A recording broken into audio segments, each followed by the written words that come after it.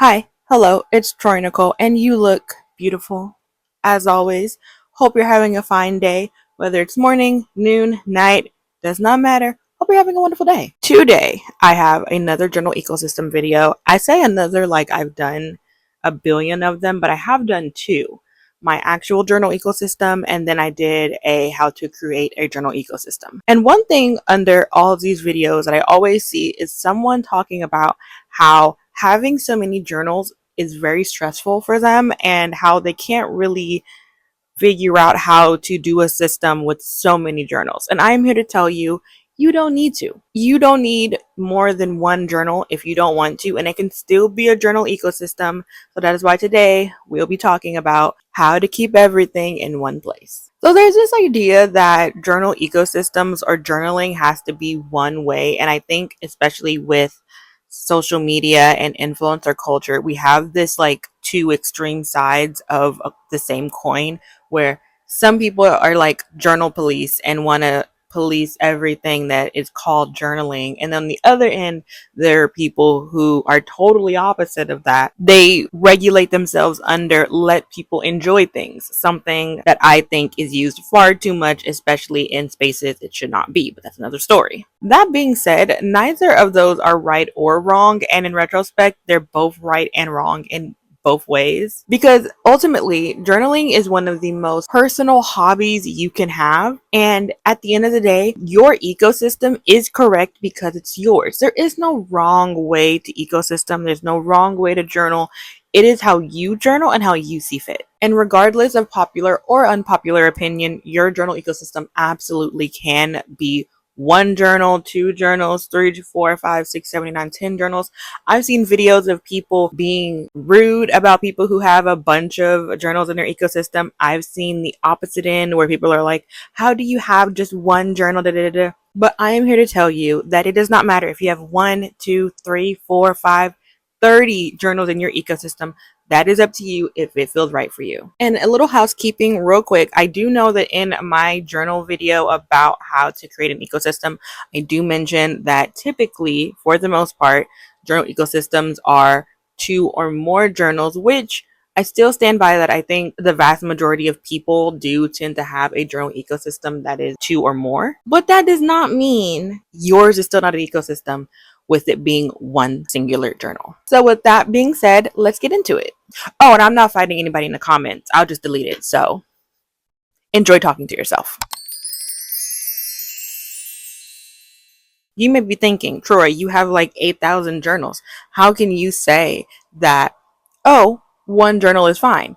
Let me tell you, back in the day, I was not a journal ecosystem of 5 or more. Okay, that was not me. I was singularly a one journal girly. Everything was in there.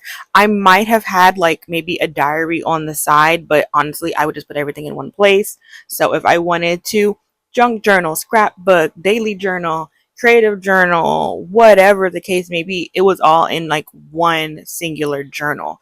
Only over the years, when I realized that it helped me a little bit more to space out a few things just for productivity for me, did I end up making it more than 2 or 3. So the first part of this video, I do want to talk about how we can adapt with just one journal, because I feel like a lot of people think that if you only have one journal, it's kind of confusing, it's unorganized, and all these other things. But genuinely speaking, if you do want a kind of chaotic journal, y'all know I have plenty of chaotic journals where there is no indexing, no structure or anything, and just me going crazy in there.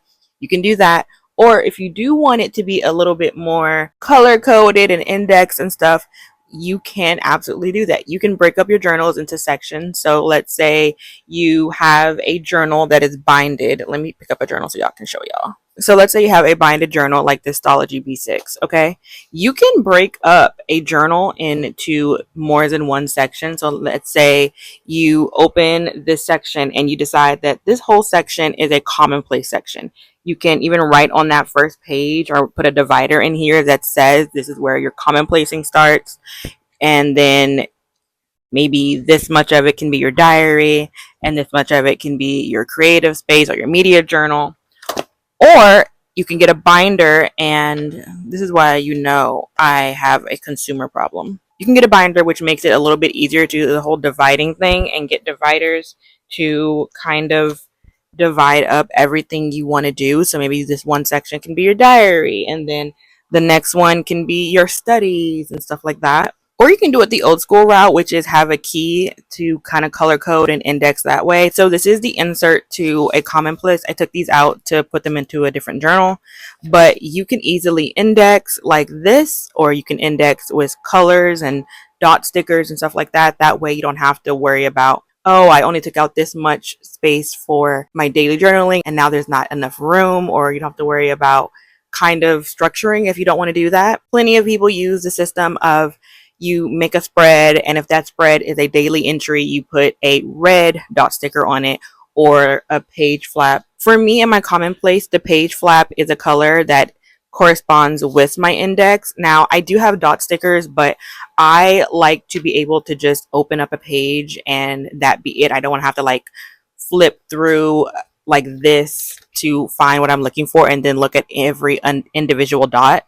So page flags are easier for me, but I do know some people don't like them, like sticking out. So it just depends on your preference. And as you can see for my commonplace book, I actually did divide them like I said I did, where this first page said quotes and sayings, and then I started with a spread, not a spread, with something I saw on Tumblr that I wanted to keep and then write about. That way, if you do want to keep multiple things in a singular setup, you can. The other option is to, instead of getting a bounded notebook, you could either do a binder, which I would think you need to get like thicker rings, because for my binder, the reason I don't use it that much anymore is because the rings are so small and I just could not stick enough stuff in there, which is why I went back to my favorite, which is the Traveler's Notebook. So this is my Traveler's Notebook with pretty much my whole system inside of here. So that is something to think about as well. I think the great part about the Traveler's Notebook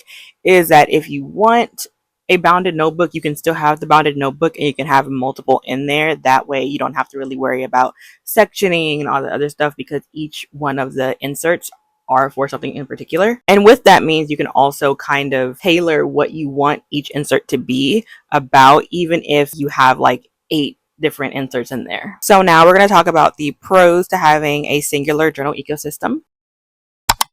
And the first one, which is my favorite, which is it helps you stay on a budget. So ideally, this could really help you if you have a bit of a journal buying problem. I know for me, when I set up my Traveler's Notebook, it really helped me not want to spend money on new things, because I make my own inserts. I can put journals I already own inside of there. And if you're putting everything in one place, you're less likely to go buy a new journal, because the whole point is for everything to be in one place. And the other aspect of it is it completely cuts down on waste. A lot of times, plenty of people will buy all these journals, not enjoy journaling, and throw them out, which is just unnecessary when you could have gone slow. You could have started with one journal, see how you liked it, see if it worked for you, and then possibly progress to 1 to 2 to 3 journals in your ecosystem. Because not only are you wasting resources, you're also just wasting your time and your coin. Like, why would you even want to do that? The next one is that it gives you freedom that having structured journals typically do not. So something that this can really help is if you're into the creative journal practices, this can really help you with themes, mediums, and all types of journaling styles that you can come up with or that are out there. So if you want to try a creative journal, an art journal, a K-pop journal, a media journal, you can try them all out in this one place. And having that one singular journal have everything in there, you kind of get your choice of trying out new things, seeing if you actually like this. Like, maybe you don't enjoy the media journal, but you really did enjoy a journal specific to your top 10 faves. Like, maybe you have a journal just for your favorite movies or just for your favorite TV shows. And better that you find that out in one journal than buying like 6 journals for 6 different things and then coming back and realizing, I don't like this. I'm not a bullet journaler. I'm not a K-pop journaler, and stuff like that. This is something that helps me a lot, which is you're free from decision fatigue. And I have this problem a lot, especially when I'm starting a new journal. When I have the urge to start a new journal, even though I don't need one, I tend to overdo picking one out. It feels like the Olympics trying to pick out something for a hobby you're trying out. So this is something that can really help you one time, maybe stress yourself out a little bit for the one journal, and then you continue with that journal.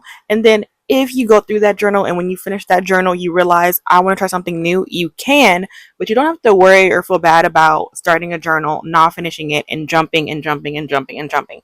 I stand by, when a system does not work, it is okay to jump around in journals, but I will say to make sure that it is that the system isn't working and not necessarily that you're on TikTok and they kind of got you to thinking I could really use that Midori, that 𝚗𝚘𝚎, that Muji, or whatever. So the next thing it can do as far as freedom goes is that it can nurture creativity because you have no choice but to use what you have. So for example, if I had a media journal and a K-pop journal and I don't know, a junk journal, okay? When you have limited space, it can go one of two ways. It can be bad for some people and good for others. Like limited space for me kind of helps me get the creative juices flowing. I end up feeling like, you know what? I don't have this sticker, but I can figure out a different way to make this pretty. I can figure out another way to use what I already have and not necessarily go out and buy a bunch of stuff. For example, if you're, I don't know, into one of the decorative type of journaling practices and you want to do a junk journal, well, you don't necessarily need to go out and go to the movies, get the ticket stub, go to a restaurant, get the receipt from there. What you can do instead with this one limited journal is focus on what you already have to journal about. Listen, we all have that one bag that has like 8,000 receipts. Or if you're like me, every bag you own has 8,000 receipts. But more than likely, you probably have a receipt around if you really do want to decorate a page. Or maybe you have magazines and old photos, old books. I stand by. If it's in the public domain, I do not care about ripping pages out of a book. Like, I'm sorry, you will not make me feel bad about ripping a page out of Macbeth, okay? I love Shakespeare. I majored in English literature. But you can find Macbeth anywhere. So the plus side to having one journal is that it can really breed creativity. You have to focus on what you have, use what you have, and not necessarily depend on stationery and other tools to like what you're seeing, if that makes sense. So this is something I really enjoy about having one ecosystem, is that you get to watch your journey unfold in one particular place. Whether it's your handwriting, I know for a fact the beginning of my journal's handwriting and the end of my journal's handwriting are totally different. Maybe you're an art journaler and you want to see the evolution of how your art has been from the beginning to the end, and you get to see that too. You get to see how your doodling changes, or your sketching, or even your mindset changes. Now granted, you can still do this for multiple journals, but I just feel like there's something really special about having one in particular that you can come back to and you can see yourself over months or even years. Some journals have taken me years to finish, and that is okay. Okay, there are some journals I have from like back in college that I finished a year ago. I have not been in college in, I don't know, 6 years. The next one is productivity. And the first one under this category is you're not like me and trying to remember what is in which journal. I have this problem where, outside of the obvious, like, okay, you start one journal and you finish it and you have to do another journal because you finished that one. And you may not know which journal is what. Like maybe you don't remember when you wrote about your graduation because you have like 6 different journals that you've already finished. That's different than having 6 different journals on rotation and trying to remind yourself, did I put that graduation stamp in my Midori, my 𝚗𝚎𝚎, my Muji, my 𝚗𝚕𝚎𝚎? I have done that. I have sat here and been like, I have like 7 journals on rotation. Which of these journals am I actually using to do this in, to do that in? And it's a lot to think about. It overwhelms me sometimes to the point where I've actually decided recently to take a step back from having so many journals on rotation because it overwhelms me so much. The next thing is that having multiple journals in your ecosystem can actually overcomplicate things, and especially when it comes to giving yourself rules. So, for example, if you decide that your 𝚗𝚬𝚎 is your commonplace, but I don't know, you took your 𝚗𝚬𝚎 to the park with you and you have a really good idea for a YouTube video or a TikTok video, or maybe you are in school and you are an artist and you see something you want to draw. If you're restricting yourself to this only being a commonplace, this only being a K-pop journal, this only being this, then you can't really use it for anything else, which is great for people who enjoy those things. Plenty of people like the structure of this being a media journal, this being a reading journal, this being a commonplace.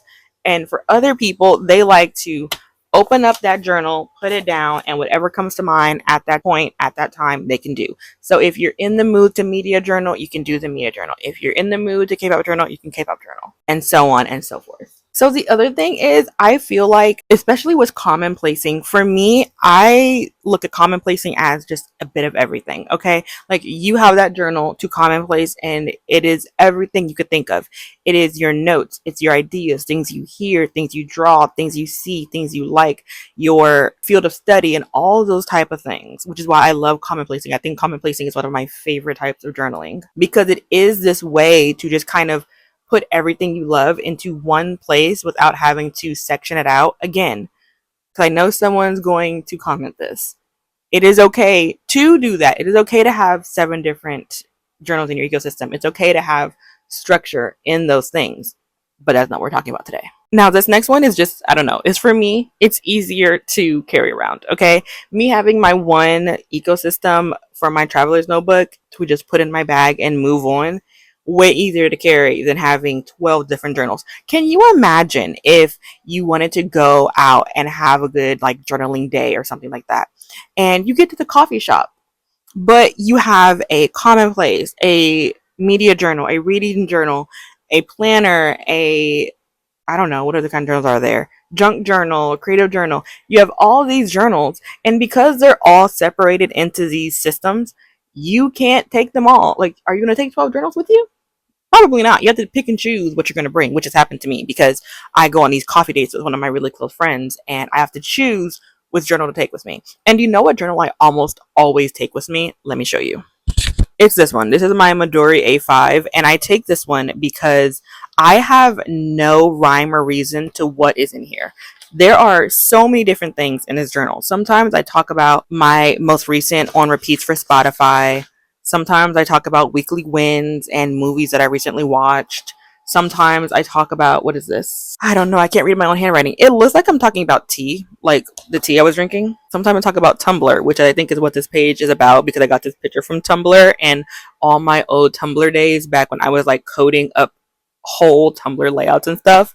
That is why I always end up going with this one. I'm talking about autumn and all sorts of things in here because I don't have any structure to this one. I'm not giving this one any rules, any scenarios. It can be a diary, it can be a commonplace, it can be a media journal, a reading journal, whatever I want it to be. So I always end up taking this one with me. Either this one or my A6 Midori, which I take a lot too, but that's also because it has like 8,000 functions. And the last thing I want to talk about is I feel like it helps you accept messiness, because when you have a place where everything is everything, where you're writing your list down, you're writing your notes, you're sketching, doodling, whatever you're doing, I feel like it honestly kind of gets you to a point where you don't care as much about mess and you're more inclined to just ignore it or just skip to the next page. Because I know for me, when I look back at the times where I was into ecosystems that were just a singular journal, I found that I was not hyped up about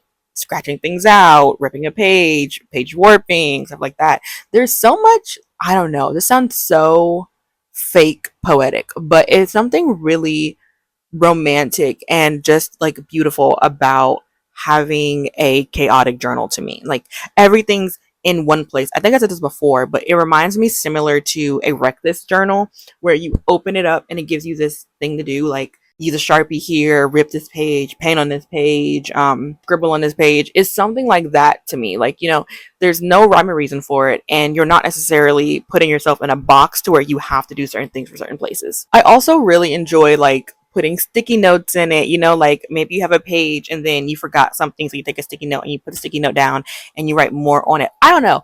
It feels like, I don't know, how do I explain this? You know how you watch like an old movie and they'll open a notebook and the notebook is so used and so like beat up and just, I don't know what I'm saying. I don't know what I'm trying to say.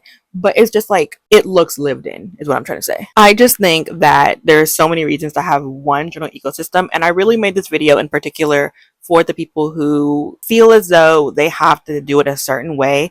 I know social media has really clutched onto the pretty pages, the creative pages, the junk journal pages. And I'm one of those people. Like, if you go to my page, I think there's more pretty pages than like just my daily journals. But honestly, I have pages of chaos. I have pages where it's not really organized or pretty or anything. It's just random and messy, and I don't really know what I'm doing. I'm just kind of, hold on. I'm just kind of going with the flow. I'm not really thinking about what I'm writing. I'm just showing you guys one of my notebooks, and I'm not even looking to see if there's personal information about this, but whatever. Yeah, so I just feel like there's always fun in being a little bit messy and chaotic and not really taking everything so seriously. So I say all that to say, if you want to keep one journal ecosystem, there is so many different ways to do it. I don't know if I expressed myself well, but I hope I did. And if I didn't, I'm sorry. But if you enjoyed this video, go check out some of my other videos. And also, if you enjoyed this video, tell me how many journals are in your ecosystem down below. And also tell me some tips and tricks that you would have put in this video if you have any, because I think my brain is just like still on vacation time because I don't know where I am. Anywho, that's it for this video. I hope you enjoyed, and I will see you guys in the next one. Peace out, Girl Scouts. I really hate you, 'cause you made me so blue.